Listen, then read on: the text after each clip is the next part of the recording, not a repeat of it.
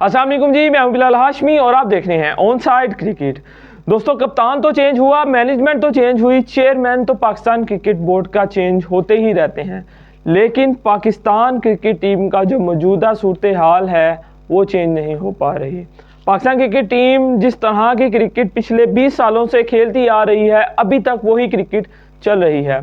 Pakistan versus Australia दूसरा test Pakistan वो match 89 run से हार चुका।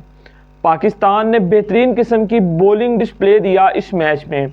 अगर हम पहले टेस्ट की बात करें तो घटिया बैटिंग, घटिया बॉलिंग और फील्डिंग की तो बात करना फजूल है, लेकिन दूसरे टेस्ट की बात करें तो हमें फील्डिंग भी नज़र आई और बॉलिंग भी नज़र आई। लेकिन जितनी लंबी पहले और दूसरे टेस्ट में हमने बैटिंग की थी, उतनी लंबी बैटिंग और उतना बैटिंग स्पोर्ट हमें नज़र नहीं आया। पाकिस्तान अपनी दूसरे टेस्ट की दूसरी इनिंग में अर्ली ऑन 2 विकेटें गंवा चुका था, अब्दुल्ला शफीक और इमाम की सूरत में।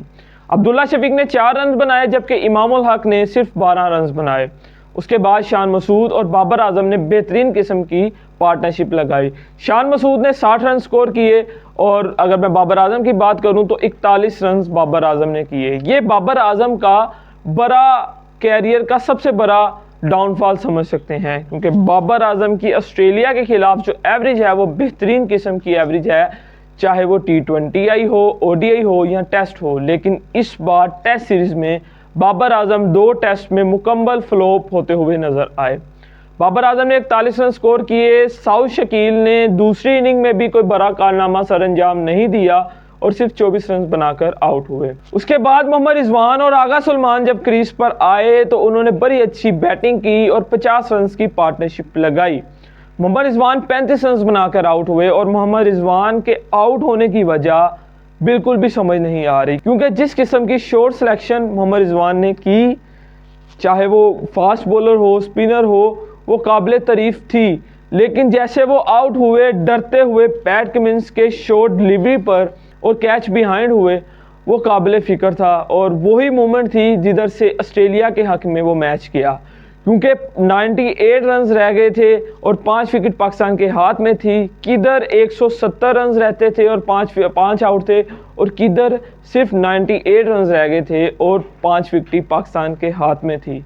लेकिन जैसे ही मोहम्मद रिजवान आउट हुए, आमिर जमाल आए। आमिर जमाल ने सिर्फ 8 बॉल्स का सामना किया और कोई रन ना बना सके। आमिर जमाल आउट हुए, शहीन शाह अफरीदी आउट हुए, हसन अली आउट हुए, मीर हमजा आउट हुए। ये चारों हमारे टेल अंडर जो हैं वो कोई रन ना बना सके।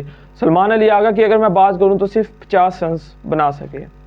शान मसूद की ये पहली सीरीज़ और पहली सीरीज़ शान मसूद ने हारी।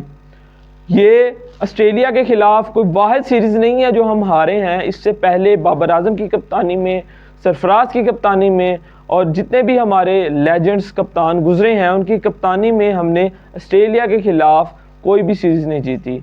आलमोस्ट हमें 20 साल हो चुके हैं। ऑस्ट्रेलिया हम पे हमेशा डोमिनेट करती है, चाहे वो पाकिस्तान में आए या हम ऑस्ट्रेलिया में। शान मसूद ने अपना स्ट्राइक रेट टेस्ट में इम्प्रूव किया, लेकिन सिर्फ शान मसूद का स्ट्राइक रेट मैटर नहीं करता। अगर शान मसूद कप्तान हैं तो फिर साथ ही साथ टीम को भी इनको आगे स्ट्राइक रेट बेहतर करने की ताकीद करनी पड़ेगी।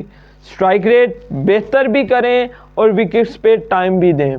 जिस तरह की बैटिंग इमाम कर रहे हैं वो काबिल फ़िक्र है और काबिल गौर है, लेकिन फिर भी मुसलसल इमाम को हमने ODI में भी मौका दिया, ODI वर्ल्ड कप में भी हमने मौका दिया, लेकिन इमाम मुसलसल फ्लॉप हो रहे थे। लेकिन टेस्ट में, टेस्ट की टीम और होती है, टेस्ट का सिस्टम ईच एंड एवरीथिंग अलग होता है वाइट बॉल से। लेकिन इधर भी इमाम उल हक हमें कुछ अच्छा परफॉर्म करते हुए नज़र नहीं आ रहे। तो अब सिलेक्टर को ये सोचना है कि हमने किसी बेहतरीन ओपनर की तरफ जाना है कि अभी भी इसी को ही मौका देना है। तो मैच तो अब हम हार गए, मैच किया, अब तो हम सीरीज़ भी हार गए। 3 मैचेस की सीरीज़ थी और ऑस्ट्रेलिया इस वक्त 2-0 की लीड पे है। तीसरा मैच भी अगर वो जीतती है तो वाइट वॉश होता है। अगर हम जीत जाते हैं तो थोड़ी सी इज्जत बचाने का मौका मिल जाएगा।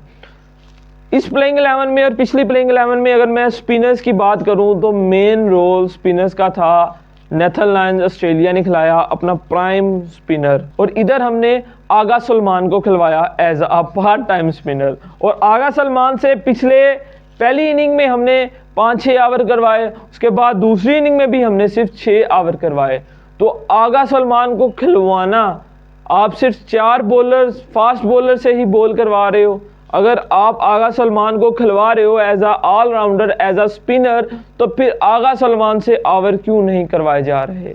ये वही गलती हो रही है जो बाबर आजम पिछले 3-4 साल से करते आ रहे थे और अब शान मसूद कर रहे हैं। अगर बाबर आजम इफ्तिखार को खिलाता था तो इफ्तिखार को ओवर नहीं था देता, जिसकी वजह से इफ्तिखार एक ऐसा प्लेयर था कि वो विकेट ले जाता था और क्रूशियल मोमेंट पे वो विकेट लेके जाता था जब टीम को ज़रूरत थी। लेकिन बाबर आजम उससे कई मैचेस में ओवर नहीं थे करवाते और इधर वही गलती शान मसूद कर रहे हैं। तो देखना यह है कि तीसरे टेस्ट में शान मसूद अब किस तरह की प्लेइंग 11 का अनाउंस करता है, किस तरह की टीम खिलाता है और कैसे अपनी इज्जत बचाने में कामयाब होता है। दुआ में याद रखिएगा, चैनल को सब्सक्राइब करना मत भूलिएगा। मिलते हैं अगली वीडियो में।